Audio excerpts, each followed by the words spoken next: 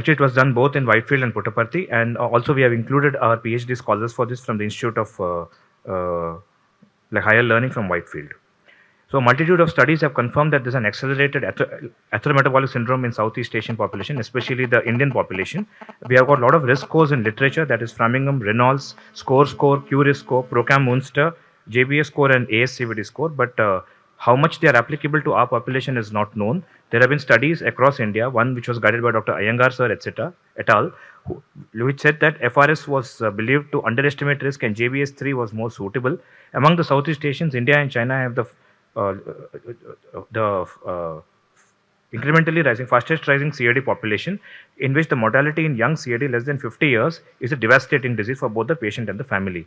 As such, there is no predictive risk score for ACS in India, and actually more so for any Indians below 50 years of age.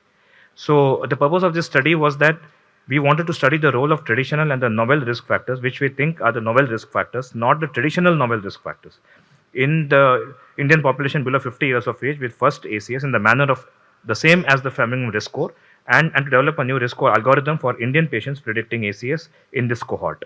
It's one of the largest population-based cohort prospective studies done with around 50 years data, which is more than 7 lakh patient years between the two hospitals for young patients with first ACS below 50 years of age, with the assumption that the subjects had the same prevalent risk factors and the lab values one day prior to the presentation of the event, and then led to its causation.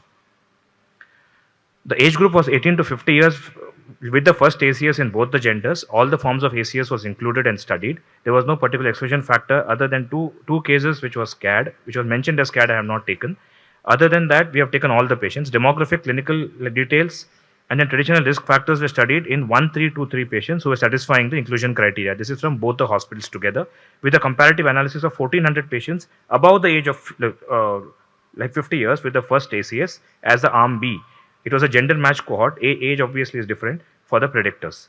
We had also studied the non-traditional risk factors. So this was something our PhD scholars had done, which was stress at workplace was qualified as the type of job and the insecurity of job security. We actually got a lot of migrant laborers from North India who work in Bangalore and Puttaparthi who have come for this. So any periodic layoffs from work that was not actually qualified. It was only quantified. It was just qualified. Social strata was graded as per the modified Kupuswamy scale. Structure of diet was noted. Number of hours spent daily for exercise, not as labor, but as for exercise, dedicated exercise were actually taken, and outdoor sunlight exposure was also noted. No novel risk factors were taken like ApoA1, ApoB, LPA, homocysteine. They were not taken, or they were substituted by easily available ones like, for example, HDL, LDL. We have not taken any of those. We have taken the attributes as demographic, that is either nominal, that is either male, female, gender, or as a continuous one, that is truncated to the nearest whole. Education was taken as a categorical data. Again, nominal and continuous if it is smoker. Cigarettes per day was noted. Information on medical history was taken as a continuous data, which included hypertensive, diabetic patients, stroke if any, past PAD, lipid profile, which is the general lipid profile, not with the novel risk factors, fasting and postprandial sugars, HbA1c as continuous variables, and also the systolic mean and the diastolic blood pressure as the continuous variable. We have given a binary risk, that is no risk and there is a risk of developing ACS. As I said, no other risk factors were taken. That is, the novel risk factors so-called were not taken, and we have followed up to mean of 11.8 years. Plus minus 7.1. So this was how the workflow was. It was 1995 to 2017. From there onwards, whatever risk we got, we have gone ahead with it. That is as a prediction analysis, which is done in 725 patients. On the below right, I have mentioned that.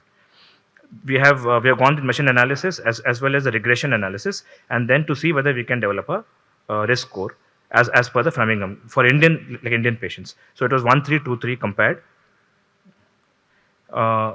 The 3 or 4 things which we have used are random forest, logistic regression, naive Bayes, KNN, support vector machine, and X gradient boost. 3 were taken for the development, 6 for the validation cohort. Totally 725 patients were evaluated in a validation cohort, which is still going on actually. Again, I'll skip this slide because I've actually mentioned it in my earlier round that we are taking ML and not regression alone, because we probably feel that the standard error is high with the numbers being very high. And it works very well. This random forest, particularly with these numbers, works very well. Also the naive Bayes, they actually are much better when we are comparing multivariates or the multivariates for a very large number of patients. Of the results, 78% of patients were males, 68% ACS was the STEMI type, with about 28% being non-STEMI. The groups were equally comparable in terms of the type of the ACS, with a p-value which was more than 0.05. The first 6 slides which I'm mentioning are the univariate. So we have seen that there was more dyslipidemia in the first group.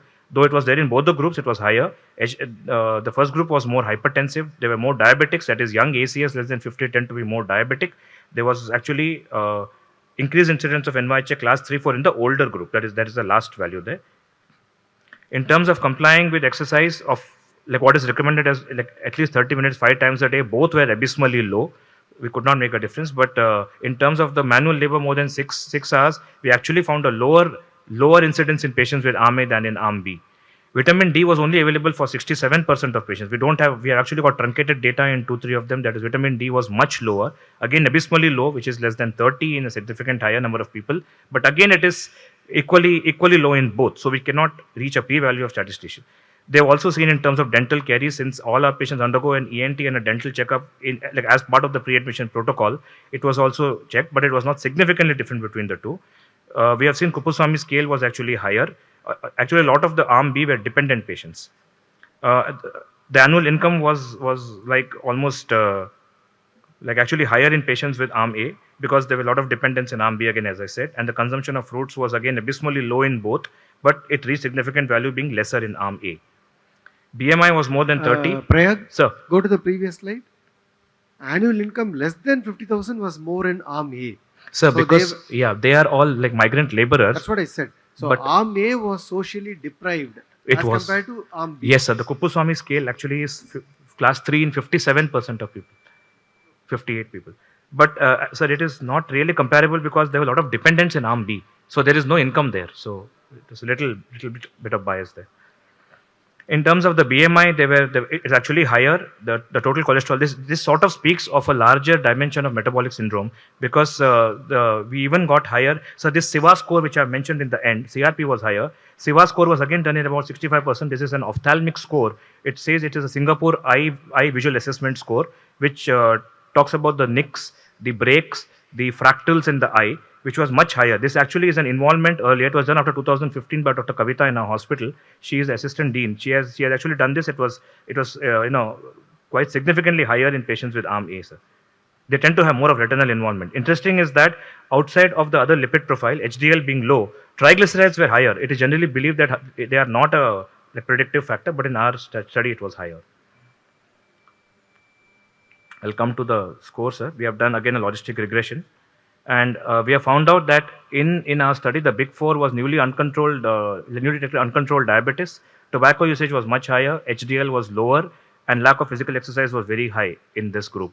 So when we went ahead with an X gradient boosting, this is the kind of Indian YCAT score that we got, of which the highest weightage is for HDL less than 35. No recommended exercise was there in 4.5. That is, it was not followed. Uncontrolled sugars were also quite high. HbA1c was high. Vitamin D less than 15 was significantly high, though we have got a total of only like 65% in them. CRP, N/L they were highly inflammatory. So this stage, sir, of less than 50 years has all these inflammatory factors with higher retinal involvement.